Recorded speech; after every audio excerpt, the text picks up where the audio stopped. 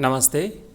आज हम पढ़ेंगे भारतीय इतिहास के कुछ विषय जो तीसरी किताब है क्लास 12 की, उसका अध्याय नंबर 11 विद्रोही और राज 1857 का आंदोलन। इस चैप्टर में हम पढ़ेंगे विभिन्न जो कारण थे 1857 की क्रांति के, उसके बारे में हम जानेंगे। इसके अलावा जो विभिन्न स्थानों पर नेतृत्व जो किया था 1857 की क्रांति का, उन नेतृत्वकर्ताओं के बारे में जानेंगे। और इसके अलावा हम जो 1857 की क्रांति के बारे में कंप्लीट जानकारी प्राप्त करेंगे।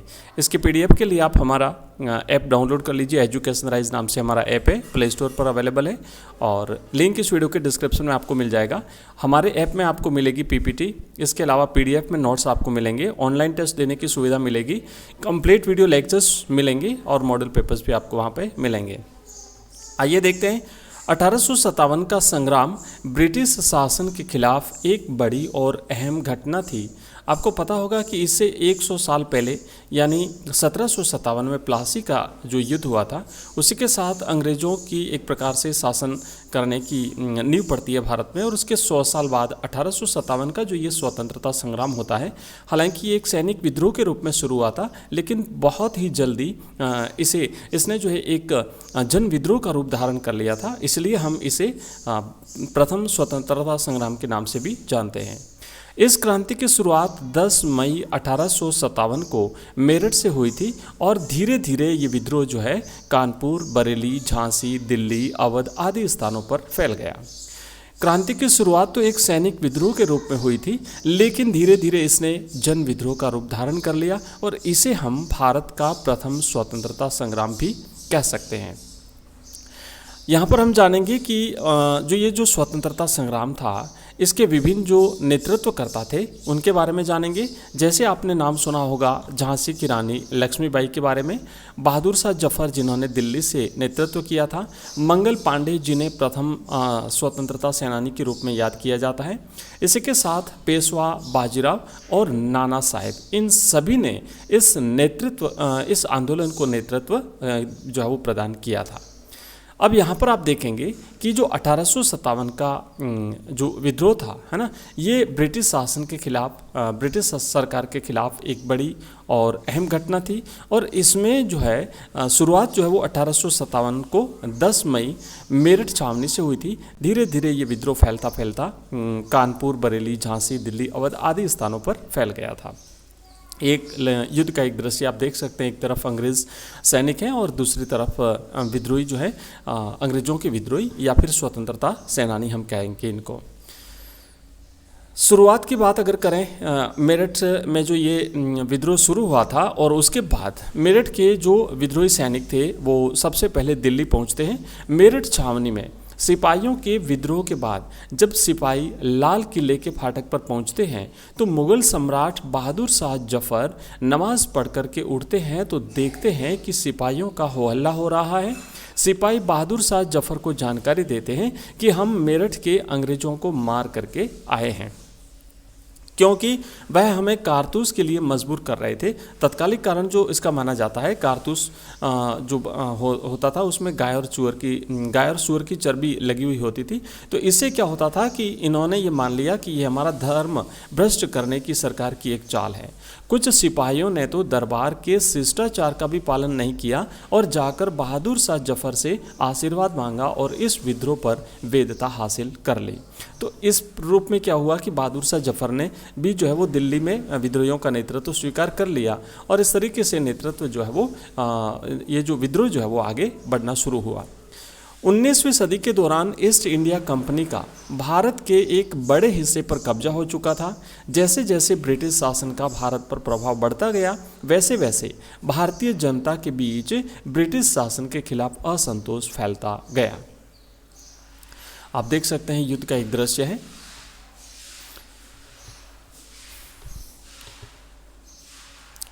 अब हम यहाँ पर देखेंगे कि 1857 का जो आंदोलन था, इस आंदोलन से पहले, है ना, क्योंकि पिछले 100 सालों का जो समय था, 1757 का जो प्लासी का युद्ध था वहाँ से लेकर के, और 1857 का जो स्वतंत्रता संग्राम था, इसके 100 सालों के बीच में और भी कई सारे आंदोलन अंग्रेज़ों के खिलाफ हुए थे। हालांकि वो छोटे आंदोलन थे, स्थानीय स्तर पर किए गए थे। 1857 का जो बड़ा आंदोलन था जो कि देश भर में किया गया था, इतना विशाल तो नहीं थे, लेकिन फिर भी जो वो कुछ आंदोलन हुए थे।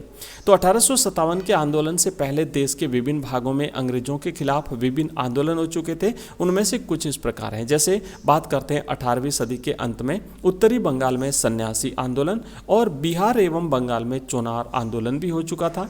इसके अलावा भी जो आंदोलन हुए थे उसमें हम बात करते हैं तो 19वीं शताब्दी के मध्य में कई किसान आंदोलन हुए थे, जिसमें मालाबार के मोपला किसानों का आंदोलन और बंगाल के मुस्लिम किसानों का आंदोलन। इसके अलावा भी कई सारे आंदोलन हुए थे, जैसे उत्तरी बंगाल में हमने अभी बात करी सन्यासी आंदोलन, बिहार और बंगाल में जो चोनार आंदोलन हुआ था। इसके अलावा किसानों के जो आंदोलन हुए थे उसमें हमने देखा मोपला आंदोलन, और साथ ही साथ बंगाल के मुस्लिम किसानों का आंदोलन। बिहार में संथालों का विद्रोह जो हुआ था अंग्रेजों के खिलाफ, मध्य प्रदेश में भीलों का विद्रोह हुआ था। इसी तरीके से कई और जनजाति विद्रोह भी हुए थे, और ओडिशा में गौंड्स जनजातियों का विद्रोह। तो ये सारे विद्रोह जो वो अंग्रेजों के खिलाफ इस तरीके से हुए थे, लेकिन हालांकि ये छोटे स्तर पर विद्रोह हुए थे। प्लासी के युद्ध के 100 साल बाद ब्रिटिश राज के दमनकारी और अन्यायपूर्ण शासन के खिलाफ ये असंतोष जो है वो विद्रोह के रूप में भड़के थे। अब हम बात करेंगे कि 1857 के विद्रोह के कारण कौन कौन से थे।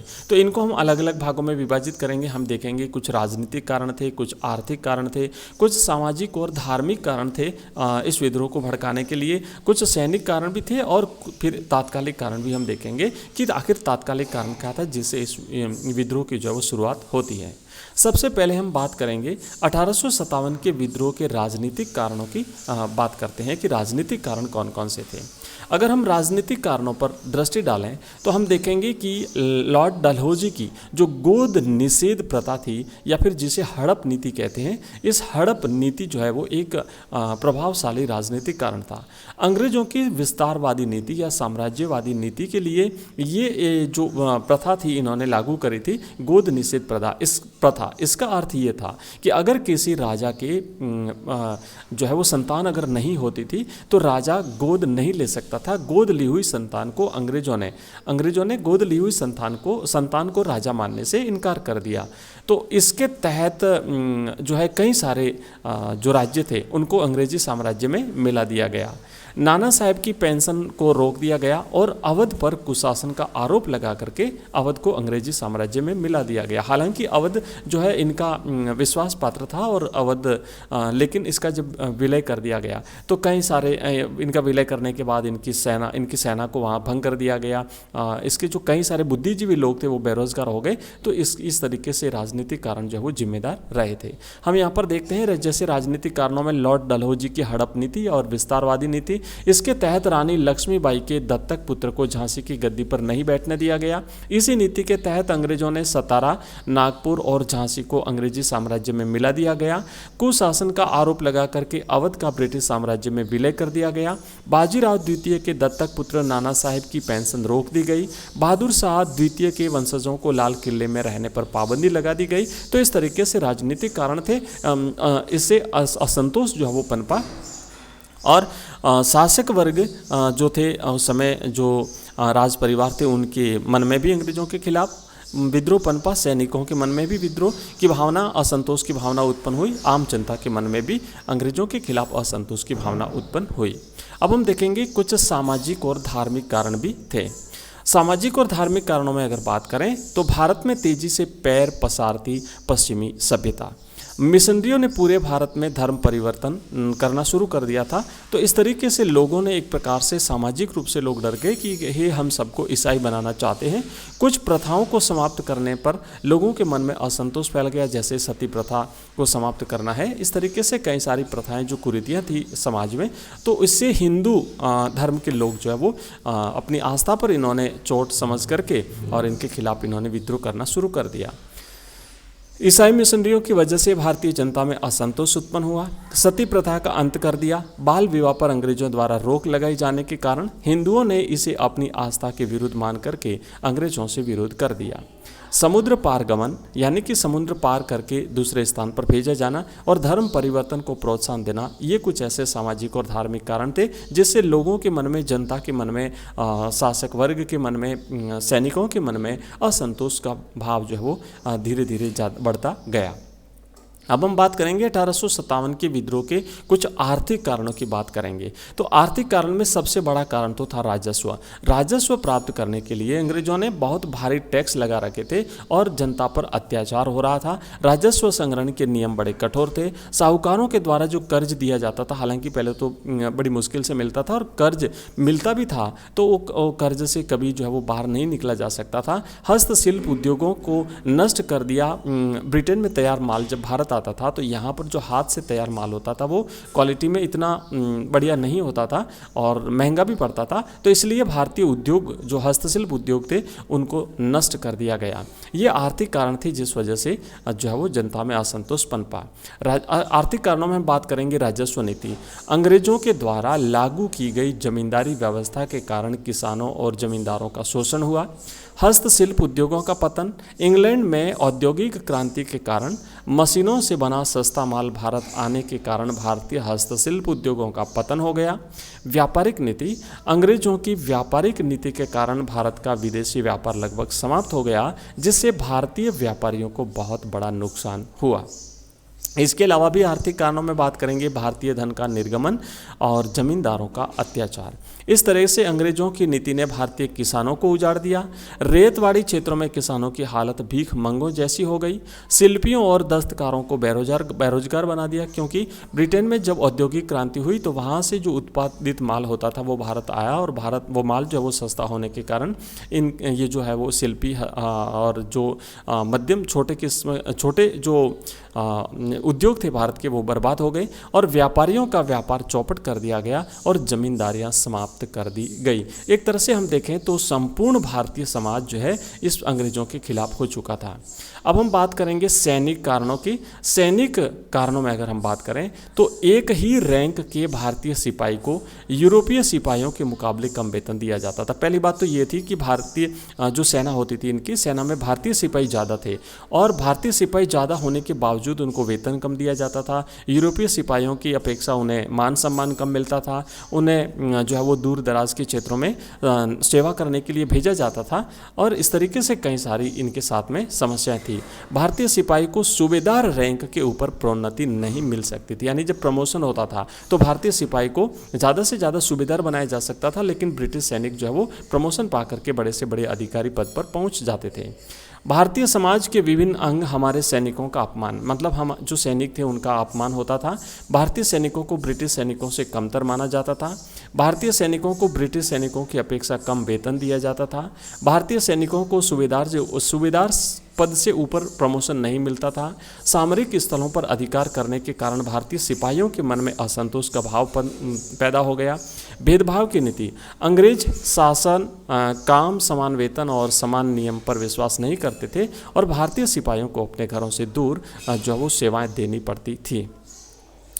अब हम बात करेंगे लॉर्ड कैनिंग की एक पॉलिसी। 1856 में लॉर्ड कैनिंग ने, जो कि तत्कालीन गवर्नर जनरल था भारत का, उसने क्या किया कि एक नियम बनाया था 1856 में लॉर्ड कैनिंग ने, जिसके तहत भारतीय सिपाहियों को समुद्र पार भेजे जाने की बात कही थी कि भारतीय सिपाहियों को जो है वो समुद्र पार करके बाहर जो है वो जाना पड़ सकता है।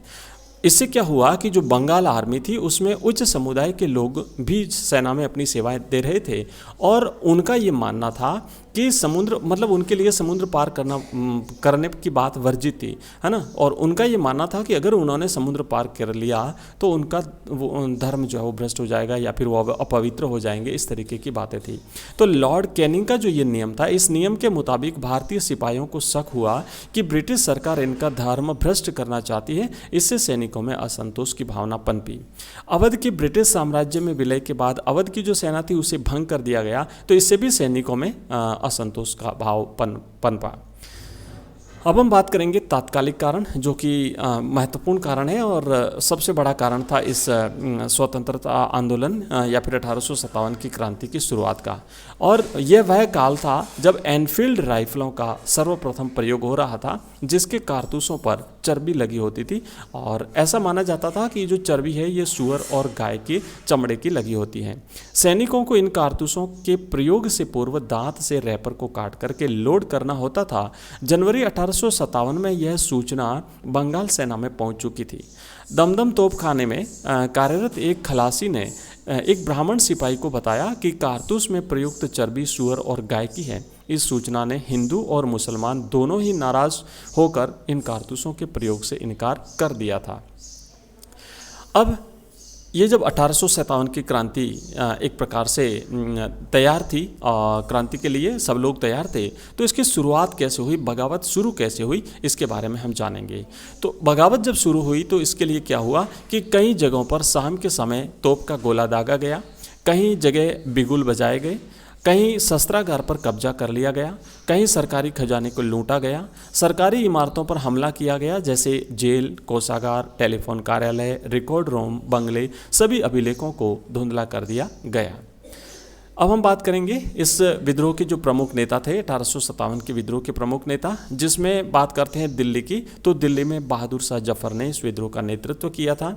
और कानपुर की बात अगर करें तो पेशवा बाजीराव के जो उत्तराधिकारी थे नाना साहब, इन्होंने वहाँ पर कानपुर में विद्रोहियों का नेतृत्व किया था। इसके अलावा अगर हम बात करते हैं झांसी की, तो झांसी में रानी लक्ष्मीबाई ने इनका नेतृत्व, विद्रोहियों का नेतृत्व किया था। बिहार में आरा के कुंवर सिंह थे, तो बिहार से या फिर अगर आरा से प्रश्न पूछा जाता है तो याद रखिएगा कुंवर सिंह ने विद्रोहियों का नेतृत्व किया था।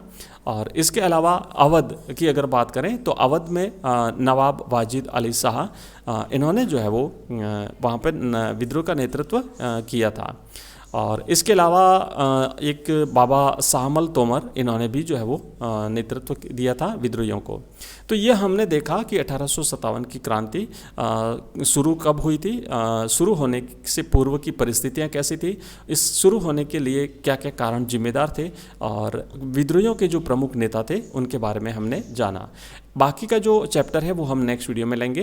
तो इस तरीके से अंग्रेजों के विरुद्ध, उनकी नीतियों के विरुद्ध किस तरह से बढ़ते हुए रोष ने एक विद्रोह का रूप धारण कर लिया है हमने देखा। और अगर आप इसकी PDF चाहते हैं तो हमारा ऐप डाउनलोड कर लीजिए, जिसका लिंक इस वीडियो के डिस्क्रिप्शन में दिया हुआ है। प्ले स्टोर पर आप सर्च करेंगे एजुकेशन राइज, तो वहाँ पर आपको हमारा ऐप दिखेगा, उसे डाउनलोड कर लीजिए। वहाँ पर हमने विभिन्न कोर्सेज लॉन्च किए हैं, प्रत्येक चैप्टर वाइज हमने वहाँ पर PDF अवेलेबल करवाई है। प्रत्येक चैप्टर वाइज आपको ऑनलाइन टेस्ट देने की सुविधा मिलेगी, वहाँ पर PPT आपको मिलेगी, वीडियो लेक्चर्स मिलेंगे, इसके अलावा मॉडल पेपर्स भी मिलेंगे।